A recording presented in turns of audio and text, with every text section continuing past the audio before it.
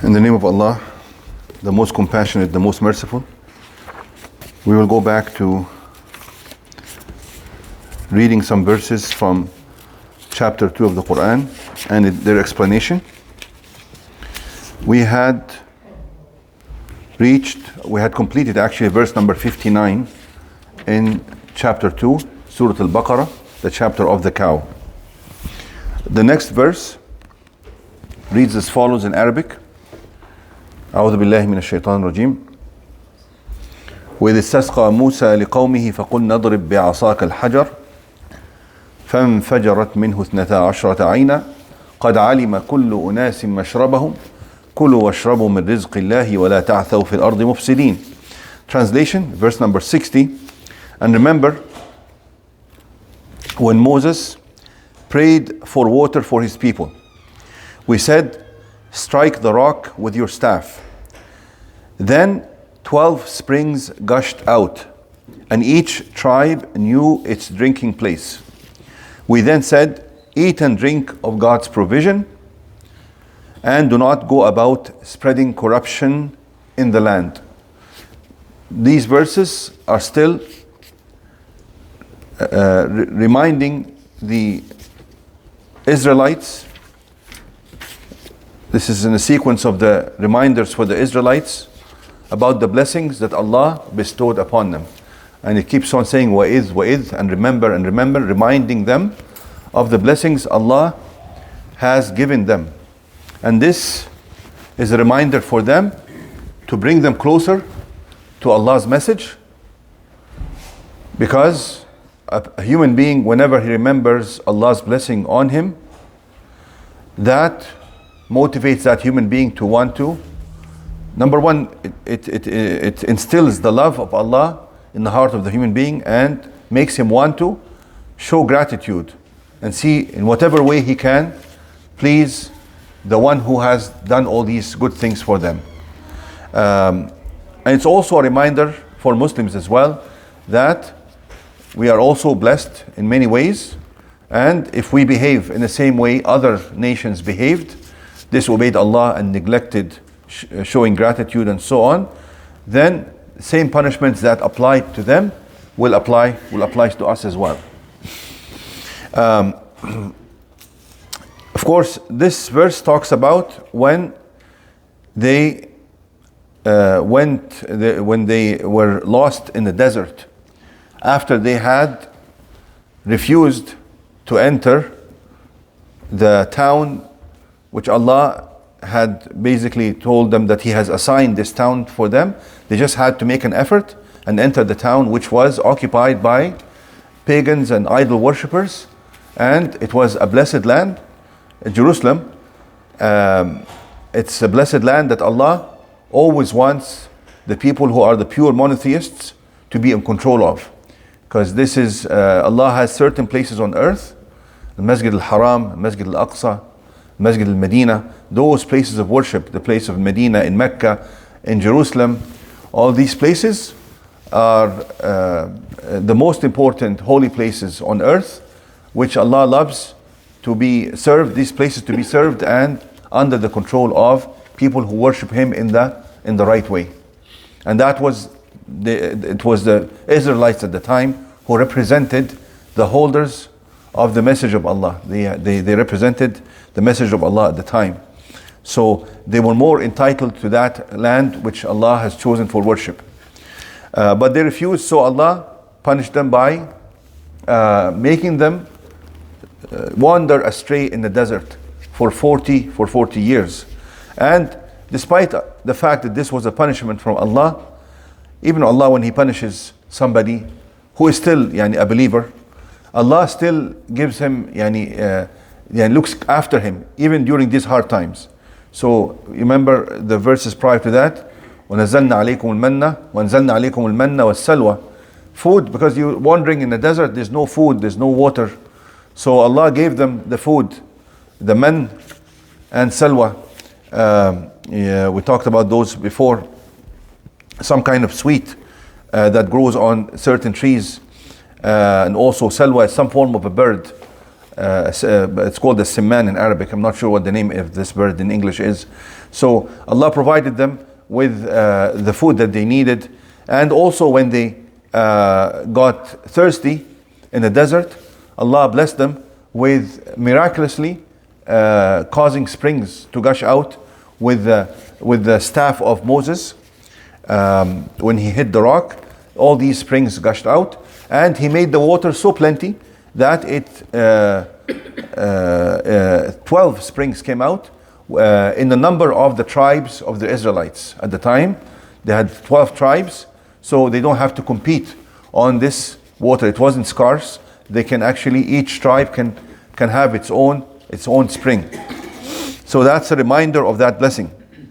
And then another reminder comes after that. وَإِذْ قُلْتُمْ يَا مُوسَى.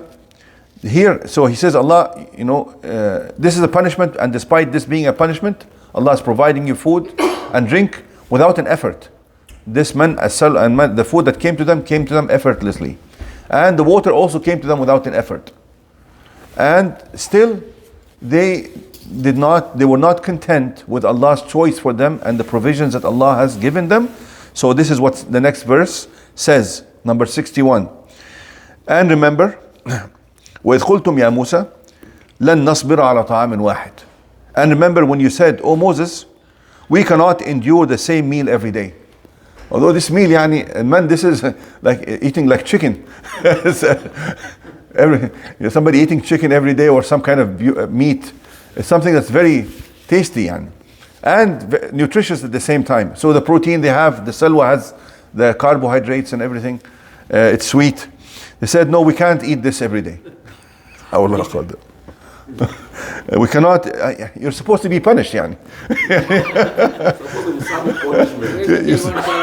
supposed to be suffering, But now the food is come to you in a silver platter, and the water comes to you without you having to go and dig. But still, no.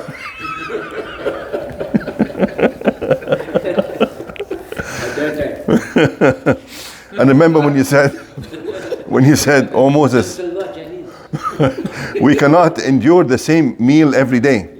So just call upon your Lord on our behalf. Call upon your Lord on our behalf. He will bring forth." Wallahi, subhanallah, this gives us so much hope in Allah.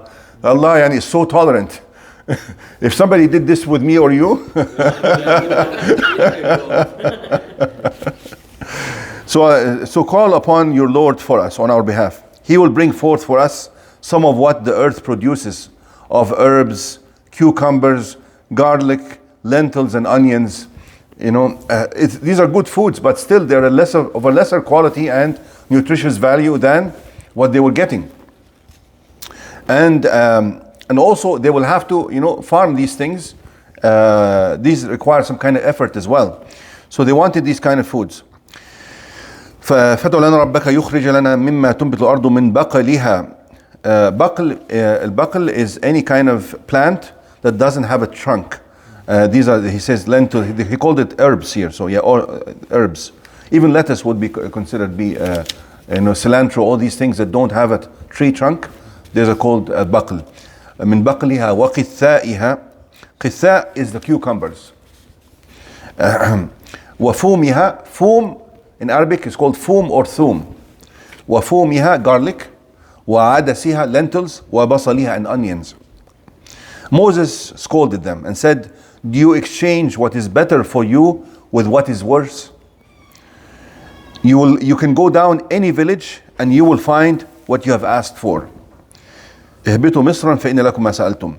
Now this indicates that maybe as they were wondering, there were still some small villages where they can actually go and purchase these kind of things. He says to them, so you should be very content. You have the most precious and nicest food given to you by Allah, and still you can go and get these things from a village. Or it can mean that what you asked for normally is normally planted in villages. You cannot grow in the desert like this.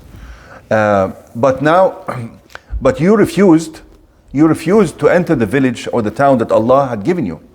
So as if he is reminding them that you should have entered the town when Allah told you to enter the town, and you would have had all the things that you are requesting right now. It's your fault that you did not listen to the commandment of Allah, and you basically were deprived of the blessing of residing in a town that Allah had assigned for you. اهبطوا مصرا فإن لكم ما سألتم. Misran here does not mean Misr, which is Egypt. It does not mean Misr, which is Egypt. And we know this because at the end of the word there is tanween, Misran. When it's Misr used as a title for a country, it's in Arabic you call Misra without tanween. Because it becomes alam, it becomes a name of a country. That's the difference in Arabic. You say Misra, if it was ihbitu Misra without tanween, just this tanween, this one fatha that's missing, makes a huge difference. Misra means any country. Because the word Misra in general means a province, a place that has boundaries and borders. That's all it means. But when you say Misra with a fatha only, just with the fatha, that indicates Egypt. Okay? And that's why sorry? Gama Amsar. The plural is Amsar. And that is why وقال الذي in Surah Yusuf وقال الذي اشتراه من مصر. It's not Misran. If it's Misran, then from any province or any country, right? But Misra means Egypt. But here it means any village, any country, any town. اهبطوا مصرا فإن لكم ما سألتم. You will find what you have asked for. Which means you would have found this if you had listened to Allah in the first place. You follow? And then here Allah comments on all this, says وَضُرِبَتْ عَلَيْهِمُ الذِّلَّةُ وَالْمَسْكَنَةُ وَبَاءُوا بِغَضَبٍ مِّنَ اللَّهِ. You are now in a state of punishment because of your previous disobedience. Allah says they were stricken with disgrace and misery, and they they invited the displeasure of Allah, the wrath of Allah. وَبَاءُوا بِغَضَبٍ مِّنَ اللَّهِ. Why is that? Then Allah says why He did that, why they were punished.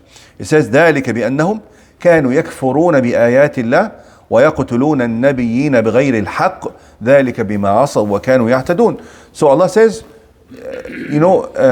whatever happened to them, the state they were in, although Allah was still taking care of them, but they were wandering aimlessly in the desert.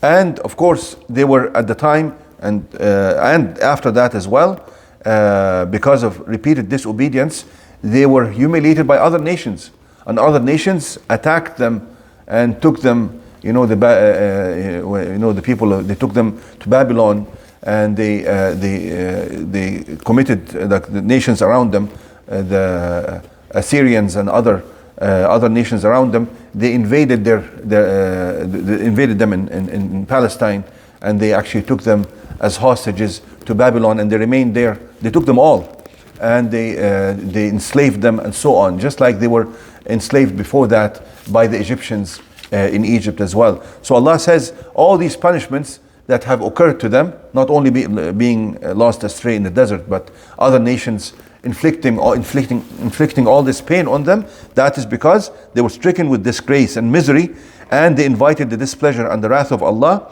for rejecting God's signs. ذلك بأنهم كانوا يكفرون بآيات الله. They used to reject Allah's signs, and ويقتلون النبيين, and they used to unjustly kill Allah's prophets. And it is mentioned in history that more than one prophet, more than one of their own prophets was killed at their own hands. ويقتلون النبيين بغير الحق ذلك بما عصوا. They tried to kill Jesus, right? And John the Baptist as well, he was killed as well, and other prophets as well were killed at their hands as well. ويقتلون النبيين بغير الحق ذلك بما عصوا وكانوا يعتدون. This is a fair reward, or what do you call it? A reckoning, a fair reward and reckoning for their disobedience and violations. ذلك بما عصوا وكانوا يعتدون. All this is happening because of previous disobedience and violations. And some scholars say that the kufr itself, the kufr meaning totally leaving the religion, happened to some of them because of their disobedience. So repeated disobedience causes the person to slowly lose their faith. So look at that. ذلك بأنهم كانوا يكفرون, they used to disbelieve and kill prophets. So this is disbelief in Allah, and of course disregard for the prophets. So why somebody may fall into this? That is because it starts with something of a lesser gravity, which is disobedience. Repeated this, ذلك بما عصوا وكانوا يعتدون, transgressions, aggressions, and repeated disobedience. And we see that. We see even Muslims nowadays, some of them leave Islam, but it doesn't start like this. It doesn't start by waking up in the morning and leaving Islam. No, a person neglects the obligations towards Allah, neglects salah, neglects fasting, neglects zakah, then commits this sin and that sin and starts drinking alcohol, doing drugs, zina, whatever. Eventually they leave the religion altogether. So the bigger sins such as the kufr and disbelief and forsaking the religion occurs as a consequence of previous disobedience as well. May Allah save us from that fate. Ameen. Stop you.